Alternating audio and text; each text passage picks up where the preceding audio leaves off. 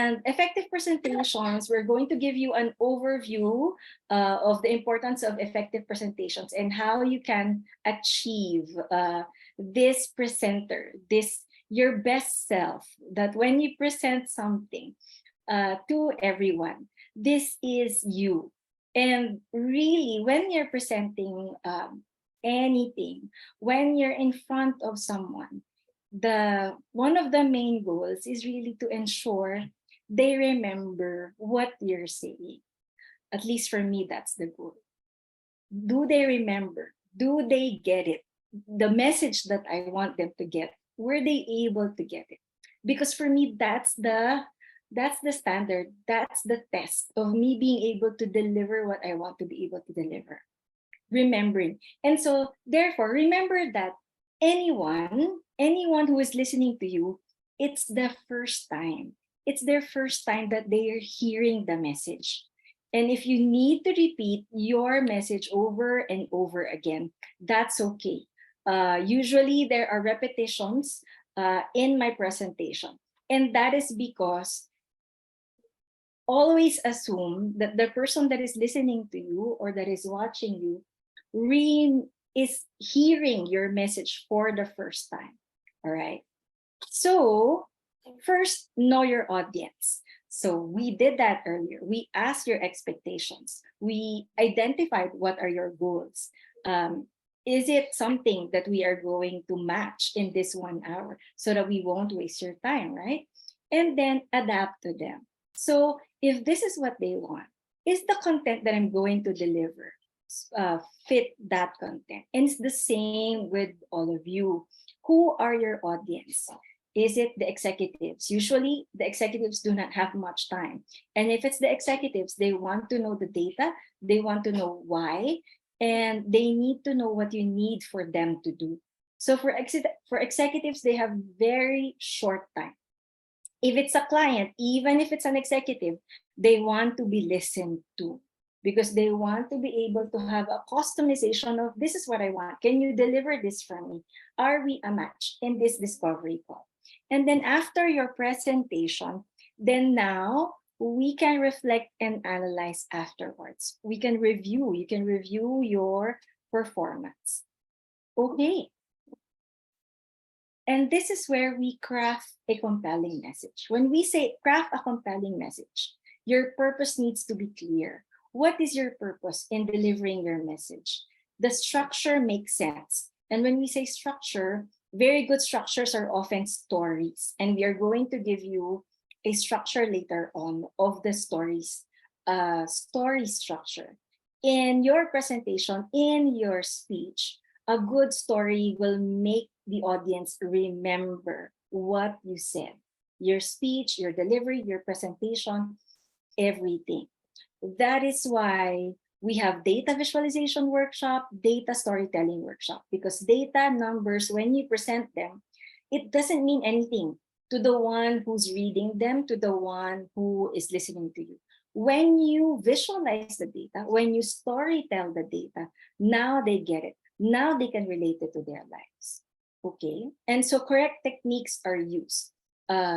Different techniques, we will also walk you through these techniques. One of the techniques is really storytelling. Storytelling, storytelling, storytelling. If you need to remember just one thing in this 1 hour, it's storytelling. That's it. Whether in social media, whether in writing, whether in writing a book, whether in a speech, whether in presenting, if you remember, if you're going to take home one thing in this 1 hour, it's storytelling. Storytelling is something that we all remember. We forget the multiplication table. We forget sometimes algebra, but storytelling stays with us. And this has been the case even during caveman days. Caveman days, stories are passed on to us from ancestors, one to another, from friends to friends. That's why gossips, gossips, celebrity gossips, scandals, they are always, most of the time, right, They are viral because they are stories, right? Stories. So if you're going to remember one thing from this webinar, stories. Okay. And so when we say story, there is a story structure in a story. We are not going to make you research about it. You can just Google this if you can't remember, or screenshot this. There is a story structure that Pixar adheres to. And this is a good story structure and a good storytelling that even marketers study. So once upon a time, every day, and then one day, because of that. Also, next step, because of that, until finally. And then the moral of the story is, so if you're going to present something, if you're going to have a story, this is actually a version of the hero's journey. If you're going to watch movies, Indiana Jones, Star Wars, any movies, there is always, this is what's happening, and then every day this is what's happening. But one day, oh my God, there's a challenge. And because of that challenge, how are they able to get over the challenge? Until finally this happened. And ever since then, this is the ending or the climax. Or bitin ba yung movie, di ba? Ayan. Are all of us Filipinos here? I'll taglish if all of us are Filipinos here. But if we have international audience, I will need to speak in English all the time. Okay. And so that's the Pixar story structure. There's also another structure. If you're presenting to executives, they have a short time. If you can break it down to this, what, so what, now what? What? What are you presenting? What is it about? So what? What's in it for me? I'm the audience. Why do I need to hear that? What's in it for me? What's in it for the audience, right? So what? And then now what? Now what is the call to action? Okay, you don't leave them without a call to action. You tell them the next step. There's a message, you are there, you're presenting something. So what's the next step? Because people needs to be told, there needs to be an instruction of what they need to do next. And now that we have gotten over that, a little bit of a structure, a little bit of the content, now that you're going to present, you're going to publicly speak, you're going to present, whether on video or live, I want to tell you that if you have a fear of public speaking, it's normal. 90% of the world has a fear of public speaking. In fact, most people are more scared of public speaking than dying. And that is very normal. So now that you know that it's normal, if you're here in this webinar and you have a fear of public speaking, accept that you have a fear of public speaking, because that compassion and kindness to yourself actually makes you better. Denying that you have a fear will actually just makes you more jittery, more scared. You're wondering, how are you going to hide that fear? You don't need to. 90% of the world is scared of public speaking. You can accept this. And it's sometimes better when you process this and enumerate, why do you have a fear of public speaking? I remember one student I asked him why. He said he doesn't want, he's afraid of public speaking. And he said he doesn't want to be a meme in the internet if he makes a mistake. And that makes sense. That totally makes sense. That fear is valid. I mean, in the internet nowadays, you can go viral for a mistake that you didn't know you're going to make. And the thing is, we all make mistakes. No one in this world, not even me, who I believe is a good public speaker, who can stand there in 5 minutes, call me, even if it's 1 million audience, I'll stand there and I'll speak in front of the audience. Not even me is immune to not making a mistake. Everyone makes mistakes, and it's very normal. But there lies the compassion and the kindness that you can give to yourself. If you are compassionate and kind to yourself, sometimes people think, oh, if I'm hard on myself, if I say, I need to be this, I need to be this, I need to be this. No.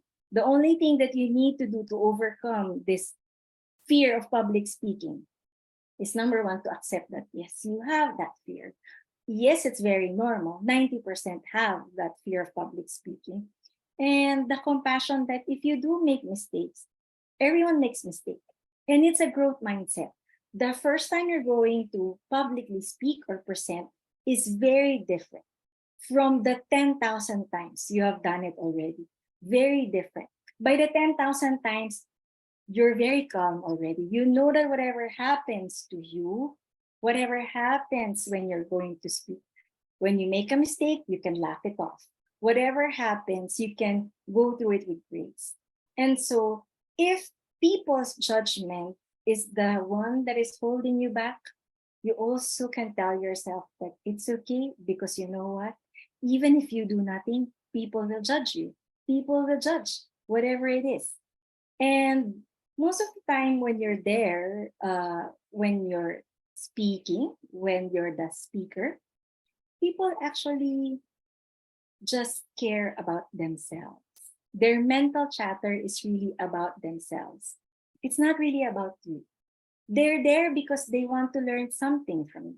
They're there because there's something that they need in that moment. So they're really not judging you per se. Most of the time, their mental chatter is, what am I going to eat next? What am I doing here? What am I learning from here? Those are the mental chatter. And you can address this whenever you see their facial expression. You can actually acknowledge what they're thinking.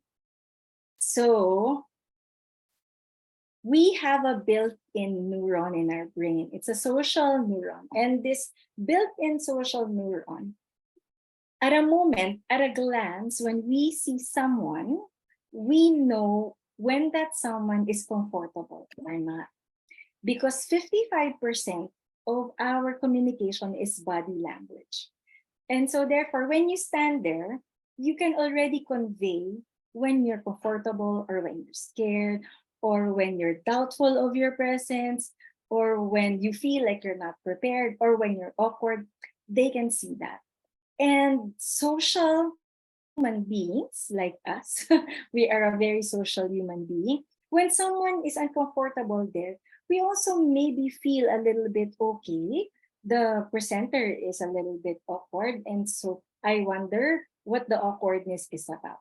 So the number one thing that you need to prepare is your comfort. If you're just enjoying there, if you're going to share a message and focus on enjoying and sharing the message, your audience will know that. Your audience will know, she's here to just enjoy herself. And that's okay. If that's just your goal, that's okay. Because that will put everyone at ease. If you're presenting to executives and it's decision making and it's very high pressure, you can sense the discomfort right away. And so being able to put yourself in a comfortable role in presenting and be able to calm yourself is actually a very, very good skill. Body language. Your tone of voice says a lot as well. It's 38%. So when we say tone of voice, we can notice if the person knows and says, this is my experience, I am sharing it to you. Is this something that is beneficial to you? That's good. You can take it. If not, that's also good. They can detect this. If you're persuading them and really doubting yourself about what you're saying, they can also notice that in the tone of voice, right? So tone of voice is very much in the confidence package as well. People will say, you need to be confident. But yeah, I know that. We know that already. How do you break that down? For me, this is the breakdown of confidence.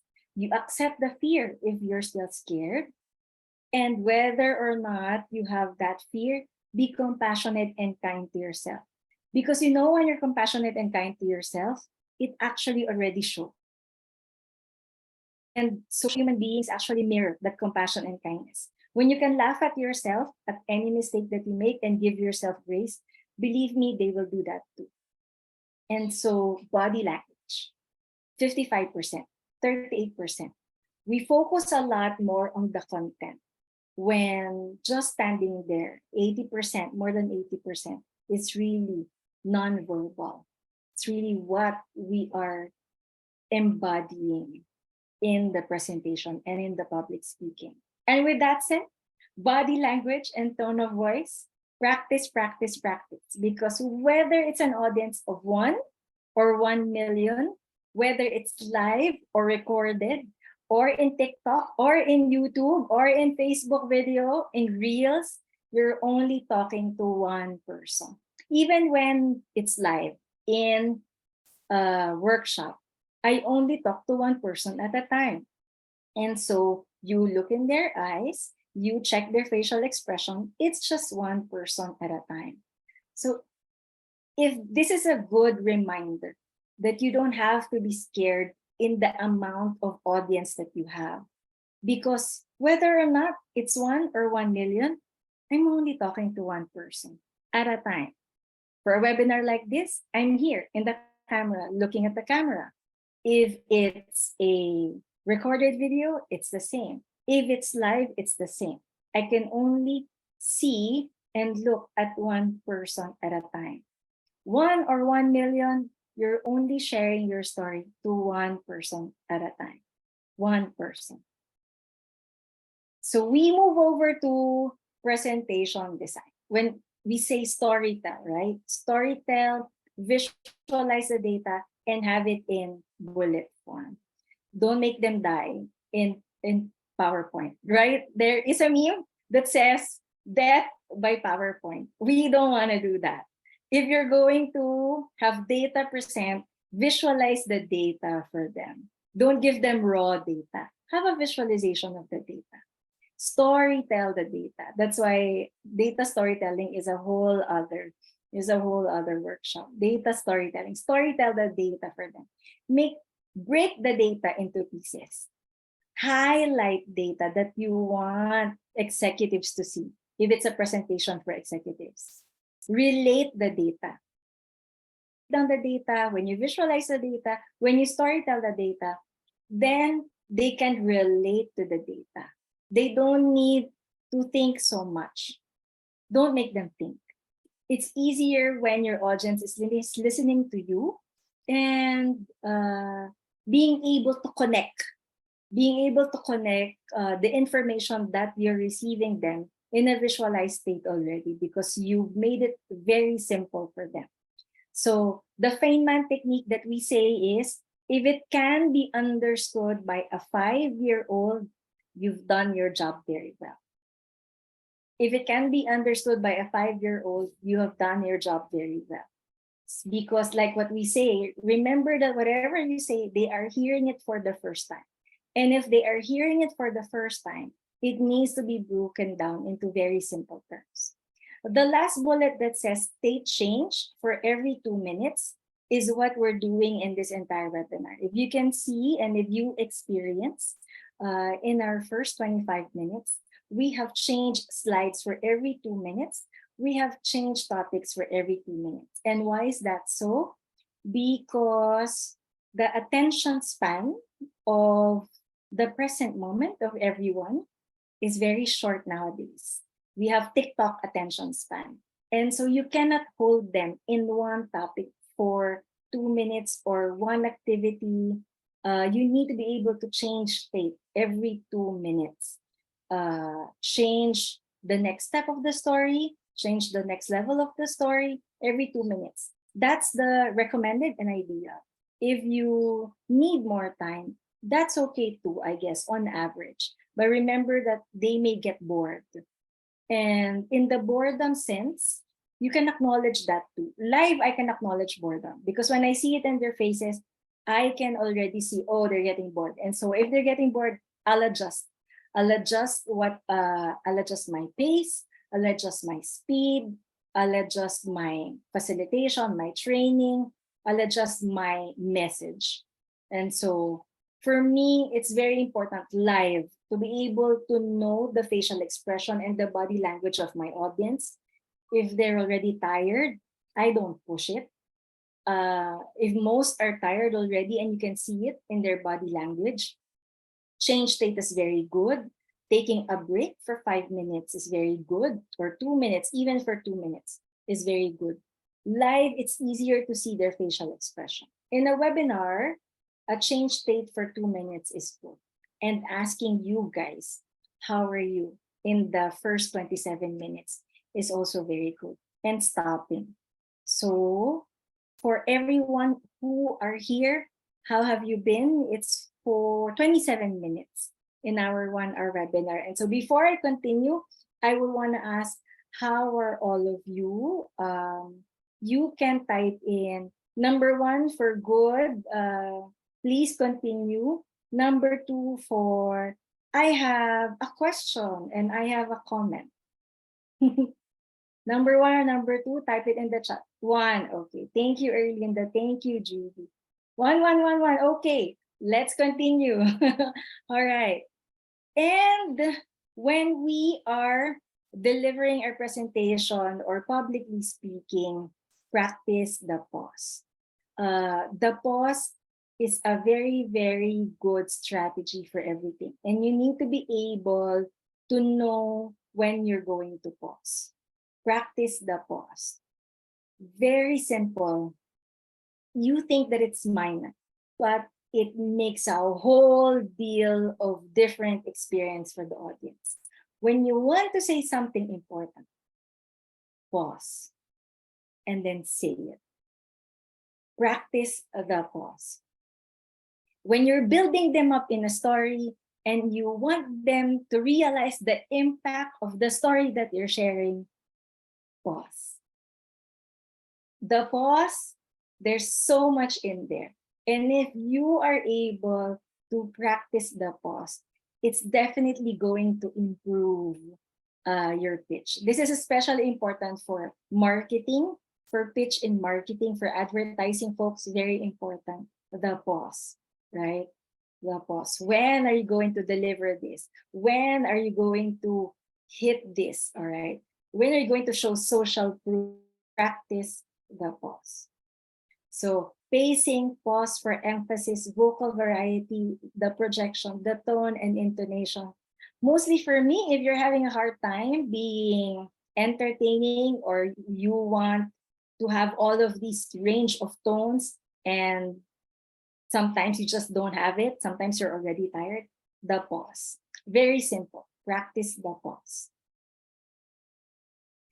Engaging the audience by interactive techniques. For example, this webinar, we ask you questions in the chat box. That's one thing. If it's a workshop, you have group activities for them. If it's a speech, even if it's a 5-minute one, you ask them a question and then you give the answer. Or you surprise them with a different answer that they are not expecting, right? You give them a data that they are not expecting. So these interactive techniques, there are a lot. There are Q&A sessions. You can have fill in the blanks in your slides. One of my favorites are fill in the blanks in my slides.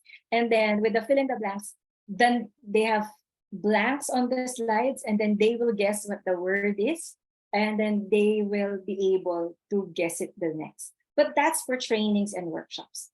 For presenting to the executives, I am assuming that you have done the work. If you need a yes on a meeting, you have done the work of doing one-on-ones and asking the executives what they think of what you're going to present or what they want. Or you have already a feel of where they are going to decide into. So that when you go there, you are not presenting without background knowledge of what they want to hear or what the angle that they want is. Because you need to know who, if it's a decision-making meeting, right? You need to know who will say yes or no before you even present. So that's for executives. For training, there are a lot of activities that you can employ. For webinars like this, there are Mentimeters, there's Kahoot. We have a lot of that already. And so engaging the audience is also a part of that. Handling difficult situations, having an open mind when you're presenting and you're publicly speaking is the most important, I say, it's really just this having a psychological safety for everyone. Knowing that even if they ask a question to you, you assume positive intent always. And so when there's something happening, when there are unexpected challenges, you stay calm because you know that this can be resolved. It's game time, it's performance. You're performing, it's a performance. And when you're performing to the audience or you're performing to the executives when you're sharing your presentation, when you are asked, you need to be able to know the answers or at least be able to say, okay, I accept that question, I accept that feedback, I accept that criticism. Let me go back to you, or let's park that and handle that with grace. So if it's executives, it's a meeting, it's a high pressure meeting, know who the executives are, know the intentions, and know whatever it is that they're going to give feedback on. If you know your audience, remember that's our first slide, know your audience, then it's going to be easier to do this. Sometimes you think that you did your best, but then there's feedback and they don't give the feedback to you directly. It was given to someone else, but it was given to you directly. At this time, you need to be able to stay calm the entire time. If the person who has been given the feedback about you approach you, then good, it's a good culture. Now you know this is a good culture because the feedback was given to me.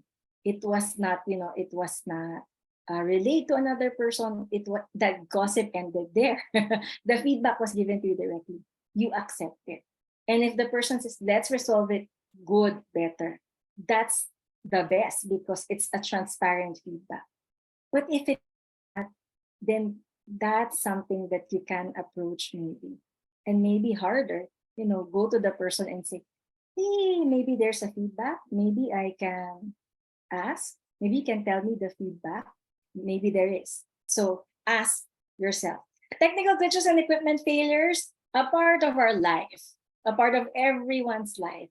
And so practice, of course. But if it does happen, know that a lot of people, the audience, will give you grace about this, especially for technical glitches and equipment failures, because everyone has encountered this in our life, especially in remote work, right? And so same, same with live performances. It's the same. Sometimes I laugh it off. Sometimes I just stay calm and then scan the room. If it's live, I scan the room. And then just interact with other people. Remember to give yourself what we said earlier, compassion and kindness. Your audience will know this. Your audience will know when you're giving yourself compassion and kindness and will take your cue. Your audience will also know if you're giving yourself a hard time. Okay, so remember that you're the only one person there that can control the room. If you give yourself compassion and kindness, your audience will follow suit. Executives, different story. You need to know them. You need to know who it is in that meeting that you're going to present to. Clients, for me, easy. Because if it's sales and it's clients, I just need to listen to the clients. Sometimes I don't even talk a lot. I just listen. I ask them. It feels like discovery every time. So that's for clients. For marketing pitch, you know that it's going to need to be able to be in a story and in a structure. Practice and preparation. Practice your routine, prepare for different presentation, and ask for feedback and improvement. So, as a recap, I would like to also say psychological safety before we do the recap. When you're in an audience, live or in a webinar, people don't like to be put in the spot. The same way that maybe you have a fear of public speaking, people has a fear of being humiliated and embarrassed in front of everyone. So you need to be able to place them in a psychologically safe environment. What do we mean by that? You will only be liked by your audience when they like themselves. So when they like themselves in your webinar, in your workshop, in the meeting, their brain immediately associate you to a reward. You are a positive experience. And with that, when people say, I like you, you're a good public speaker, they're actually telling me, I like how I feel when you are the workshop facilitator. I like how I feel when I am in that room together with other people. These psychological safety roots back in our childhood. There are teachers that will call the students and embarrass them in front of, oh my goodness, that is scary, even for kids. And this brings back a hard memory for adults. So as much as you can, even when they ask you difficult questions, just accept the difficult questions. Be open-minded, be curious about it. You don't have to convince them. You can ask them a question instead. You can say, hey, that's an interesting question. Let me go back to my experience. Maybe they're not the same. And I acknowledge your experience. And so for me, that's really important. Very, very important. Psychological safety is very important of the audience, of everyone involved, because that's a relationship that you have, whether you're pitching, whether you're a workshop facilitator, whether you're in a meeting with executives. You want to be able to be there and stand there in comfort. And in so doing, be able to make other people as well comfortable. Because if it's discomfort right away, very hard for everyone to interact and to open up. And our neurons will say, okay, I've shut down because I don't know how to feel. So the positive feeling needs to mostly be there. And you need to be able to handle the negative connotation, the negative feedback, the negative facial expression. You can acknowledge it, yes, but mostly prepare for questions. And when those questions are thrown at you, be open-minded. Assume positive intent always. For me, that has worked so much. Assume positive intent always. They are there to learn. They're spending their time with you because they have these questions in their mind. In a meeting, it's the same.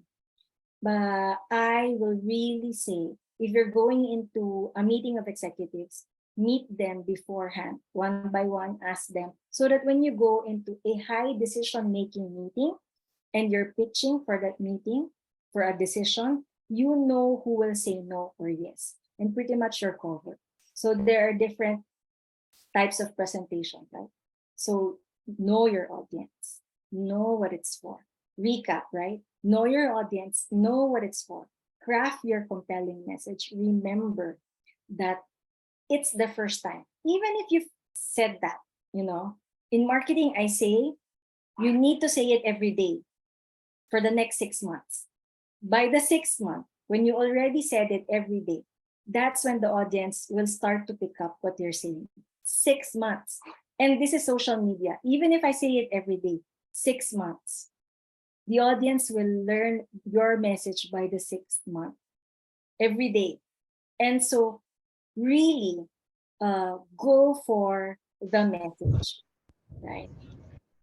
The Pixar story structure, the what, so what, now what. We all have a fear of public speaking, 90%. So majority of the people have a fear of public speaking. So if you're here because of that, you are normal.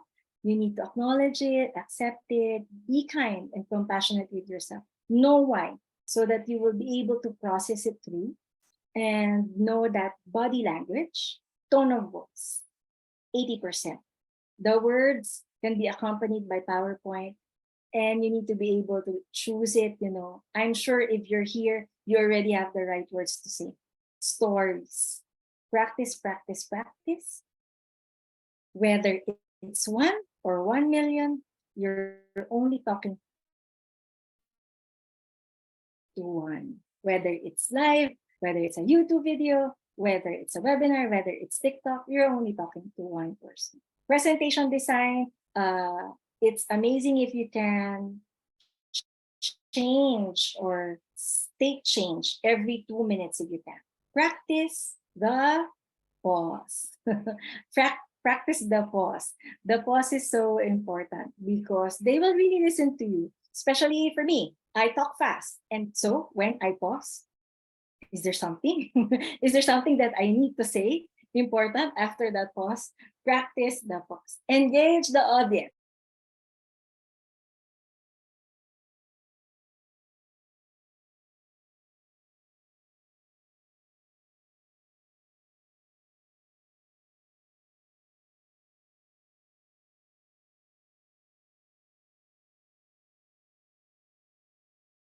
You're performing and you need to be able to give them a psychologically safe space. And then practice and prepare. So that's for me, everyone. We have questions and answers. Before we go to your insights, use the chat box or the microphone. Do you have questions for me? In public speaking or in presenting? Do you have any questions? 2 minutes, chat box. Anyone who wants to go on the microphone to ask me a question about public speaking or presenting, recording a video, creating a presentation before we go for your insights.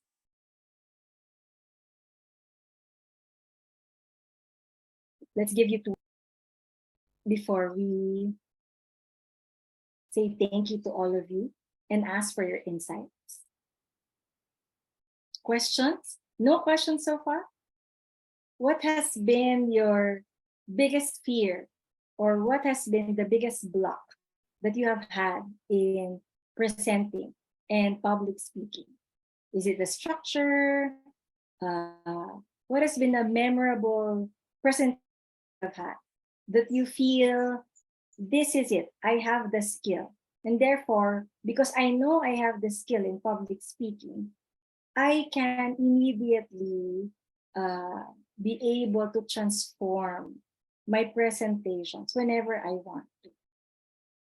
No questions? No comments? 1 minute left. Judy says, hello, how do you respond to a question if you don't know the answer yet for the moment? If that's the case, you can say, thank you for the question. In my experience, maybe you can be honest. If you have an experience that you can relate to the question, share your experience. And then if you feel that you're doubtful of the experience, that it doesn't match their question, then you can say, this is my experience. And let me go back to you because was I able to answer your question by sharing my experience? Was I able to answer your question? If I have, let me know. If I have not, let me go back to you and further think about it.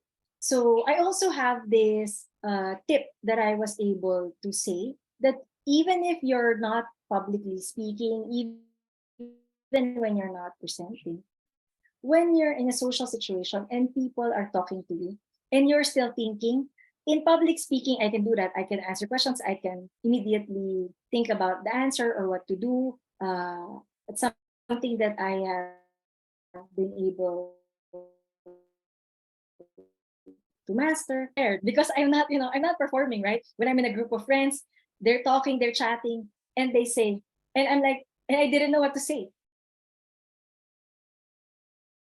They say, I'm thinking of what to say. So that's also something that you can say. It's okay to be vulnerable and say, I am thinking through my experience, and let me check what my experience that matches the question. But right now, nothing comes to mind. Can I go back to you for that? So does that help, Judy? Is that something? Welcome, Judy. Thank you, Judy. Anyone else has a question? If no one else has a question, can you share with us your top 3 insights in menti.com? Can you please QR code this and go to menti.com and share with us your top 3 insights for our webinar. Can we request for all of you to share your top 3 insights in menti.com? Thank you, Hexa. And then Isa will gather the menti.com answers and will share it and show it to us. Isa, do you have it? Have they Yes po, I'll be started sharing my screen in a bit. Okay. Thank you.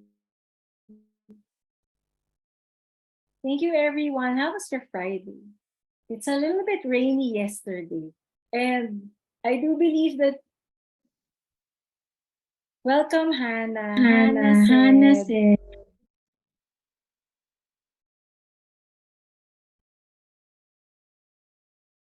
Thank you, Bonnie, for this insightful presentation and sharing it for free. Looking forward to it. Sure, Hannah. Hannah, you're from Ginger or Goodyear? Or how did you found out about the webinar? Thank you, Hannah. So the top insights that you've shared: pause, accept your fear. I love that. Share with compassion. I love it. Short, good insights. Thank you. Pause and practice. Thank you, everyone. You can still share your there. Be prepared there. We all make mistakes. That is so true. That is so true. Do not be hard on yourselves. We all make mistakes. Keep an open mind. Yes. Have fun. Be yourself. That is so true. Be yourself. Thank you, everyone. 14 responses. That's so good. Pause is your your favorite, no? Practice. Accept your fear. I love that. So our top 3 is accept your pause and practice. 17 responses so far. Thank you, everyone.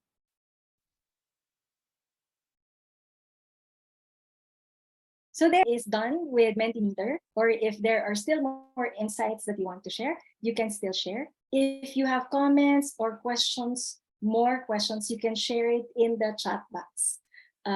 You can still share it in our chat box if you have more questions and clarifications. Okay, so thank you, Isa. And to close our webinar, thank you, everyone. What is our call to action and what is next? If you want to level up your presentation skills, email us leadingwithsuccess@gmail.com to request for a workshop with me and Isa, and I will coach you on your public speaking and presentation skills live or maybe in a more expanded online workshop where now it's you who gets to practice these skills. There. Do you have other questions?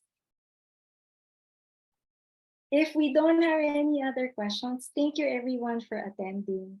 I hope that I was able to give you enough value in less than an hour. We value your time. Thank you for joining us today.